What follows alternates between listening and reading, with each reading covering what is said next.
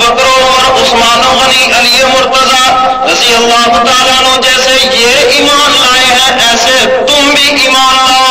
منافقین سے کہا گیا، کافرین سے کہا گیا کہ تم صحابہ کی طرح ایمان لاؤ، تو کافرین کہنے لگے، منافق کہنے لگے قالوا انؤمن کما آمن السفہاء،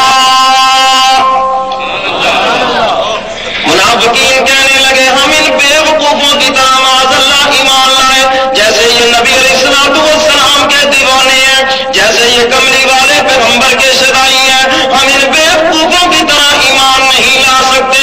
رب العالمین نے صحابہ پر جنہوں نے اعتراض کیا، رب العالمین نے خود اس کا جواب ارشاد فرمایا الا انہم هم السفہاء ولکن لا یعلمون۔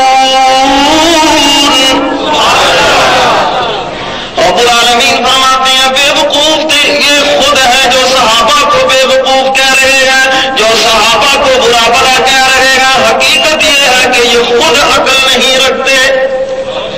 اللہ نے فرمایا ایمان لانا ہے تو صحابہ کی طرح ایمان لاؤ، ایمان لانا ہے تو ابو بکر کی طرح ایمان لاؤ، ایمان لانا ہے تو عمر کی طرح ایمان لاؤ، عثمان کی طرح، علی مرتضیٰ کی طرح ایمان لاؤ۔ ان صحابہ کی طرح ایمان لاؤ گے تمہارا ایمان قبول ہوگا، اور اگر صحابہ کی طرح ایمان نہیں لاؤ گے تمہارا ایمان میری بارگاہ میں قبول نہیں ہوگا۔ اور جو آج کہتے ہیں کہ صحابہ ایمان والے نہیں، یاد رکھو اگر صحابہ کو بیچ میں نکال دیا جائے نہ ہمیں قرآن ملے گا نہ مصطفیٰ کا فرمان ملے گا۔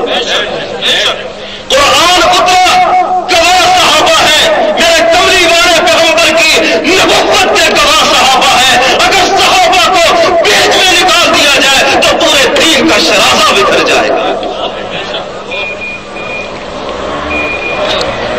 میرے بھائیوں اللہ نے ایسے نہیں فرما دیا فَإِنْ آمَنُوا بِمِثْلِ مَا آمَنْتُمْ بِهِ، اگر ایمان لانا چاہتے ہو تو صحابہ کی طرح ایمان لاؤ۔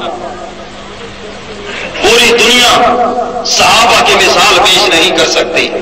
صحابہ اکرام میرے کملی والے پیغمبر کے ایسے دیوانے ہیں، میرے بھائیوں ان کے سامنے بھی دنیا کا کلچر موجود تھا، صحابہ کے سامنے بھی دنیا کی تہذیب موجود تھی، صحابہ کے سامنے بھی دنیا داری تھی، سب کچھ تھا، لیکن صحابہ اکرام نے ہر قدم کے اوپر کملی والے پیغمبر کی اتباع کی ہے، ہر قدم پر حضور علیہ السلام کے حکم کو سامنے رکھا، اپنے جذبات کو ٹکرا دیا، اپنی خواہشات کو ٹکرا دیا، ہر قدم پر کملی والے پیغمبر کی اتباع کر کے دنیا کو بتلا دیا کہ سب کچھ چھوڑا جا سکتا ہے، نبوت کا دامن نہیں چھوڑا جا سکتا۔ سیدنا عثمان غنی سب کہتا رضی اللہ تعالی عنہ صلح حدیبیہ کے موقع پر حضور علیہ السلام نے ان کو اپنا سفیر بنا کر بھیجا مکہ مکرمہ کے اندر۔ یہ واقعہ تو بڑا تفصیلی ہے۔ سفیر بنا کر بھیجا، مکہ والوں سے مذاکرات کرو، ہم لڑائی کرنے کے لیے نہیں آئے، ہم صرف عمرہ کرنے کے لیے آئے۔ سیدنا عثمان غنی جب مکہ میں جانے لگے، سیدنا عثمان غنی رضی اللہ تعالیٰ عنہ کی چادر پنڈلی کے اوپر ہے، دفنوں سے اوپر ہے۔ ساتھیوں نے کہا عثمان آپ اپنی چادر کو نیچے کر لیں، مکہ کے قریشی ہاشمی کیا کہیں گے؟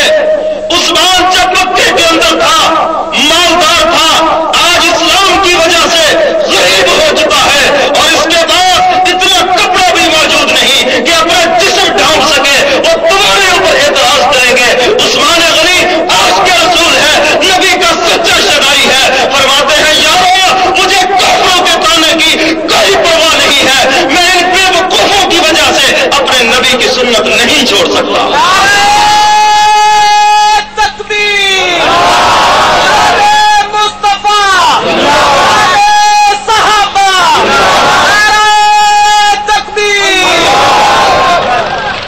صحابہ اکرام نہ انہوں نے کسی کے طعنے کی پرواہ کی، نہ انہوں نے دنیا داری کی پرواہ کی، نہ انہوں نے رشتہ داری کی پرواہ کی، انہوں نے پرواہ کی ہے اللہ اس کے رسول کی۔ ہر معاملے میں، ہر کام کے اندر، ہر بات کے اندر اللہ اس کے رسول کے حکم کو سامنے رکھا ہے۔ رب کیا چاہتا ہے، رب کا نبی کیا چاہتا ہے، اپنی خواہشات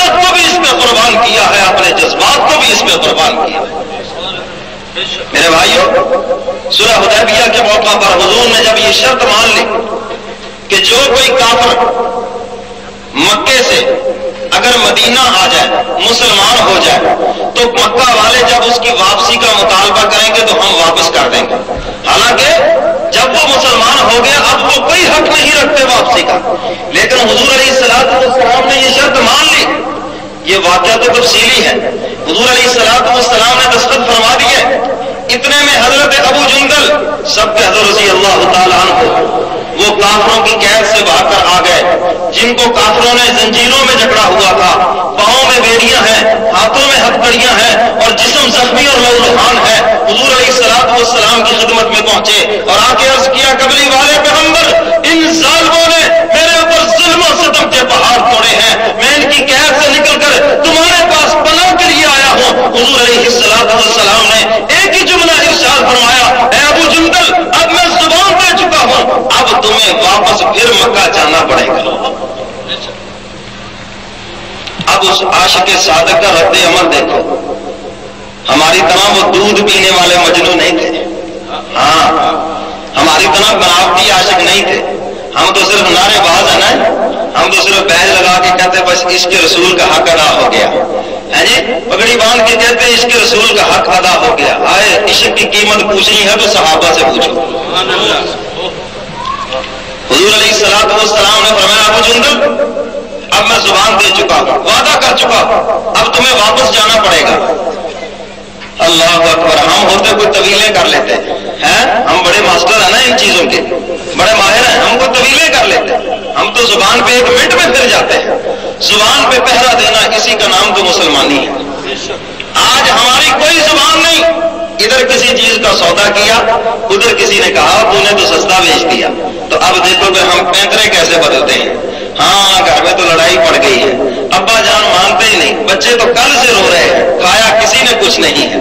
اے کاش کہ تو صحیح مسلمان ہوتا, تو اپنی زبان پہ پہرا دیتا کہ میں نے جو بات کر لی ہے میں مسلمان ہوں. کملی والے پیغمبر نے ارشاد فرمایا, وعدوں کو پورا کرو. کیوں کہ وعدوں کے متعلق قیامت کے دن پوچھا جائے گا. قرآن پاک میں بھی ارشاد فرمایا, وَأَوْفُوا بِالْعَهْدِ إِنَّ الْعَهْدَ كَانَ مَسْئُولًا, اپنے عہد کو پورا کرو, قیامت کے دن پوچھا جائے گا. اے کاش کہ تو سچا مسلمان ہوتا, تو کہتا چاہے بڑے لاکھوں چلے جائے, کروڑوں چلے جائے, جب میں نے زبان دے دی ہے اب میں اپنی زبان پہ پہرا دوں. حضور علیہ السلام کی یہی تعلیمات ہیں. تو حضور علیہ السلام نے فرمایا, ابو جندل, اب میں زبان دے چکا ہوں, اب میں وعدہ کر چکا ہوں, اب تمہیں جانا پڑے گا. اور حضور نے ساتھ ہی فرمایا, ابو جندل, اگر تو کچھ کہے تو تیرے لیے ذرا نرمی کا مطالبہ کروں کہ تجھے مارے نہ, تیرے اوپر ظلم و ستم نہ کریں. ہائے, کسی شاعر نے کیا خوب منظر کھینچا ہے اس کا. وہ کچھ نہیں مانگتا شاہوں سے یہ شیدا تیرا. غلام گوا سکے, آج آپ میرا ساتھ نہیں دے رہے. وہ کچھ نہیں مانگتا شاہوں سے یہ شیدا تیرا, وہ اس کی دولت ہے فقط نقش کفے پا تیرا. کملی والے پیغمبر, میں ان سے کوئی بھی نرمی نہیں مانگتا, میں ان سے کسی بھی کوئی بھی مطالبہ نہیں کرتا, میں کوئی بھی فرمائش نہیں کرتا. کملی والے پیغمبر, مجھے تو آپ کی غلامی کے اوپر ناز ہے, مجھے تو آپ کی جوتیوں کے اوپر ناز ہے, مجھے تو آپ کی نسبت کے اوپر ناز ہے. میں ان سے کوئی بھی نرمی کا مطالبہ نہیں کرتا.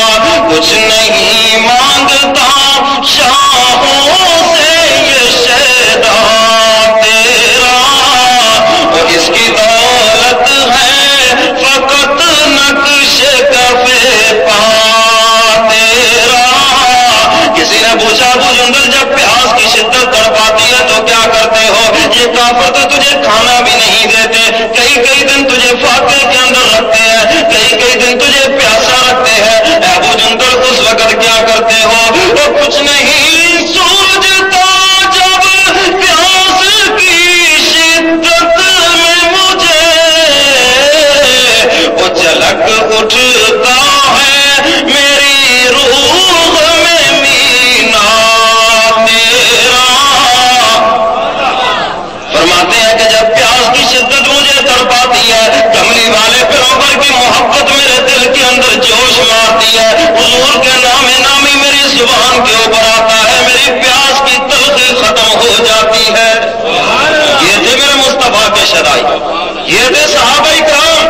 کو اس طرح میرے نبی سے عشق تھا۔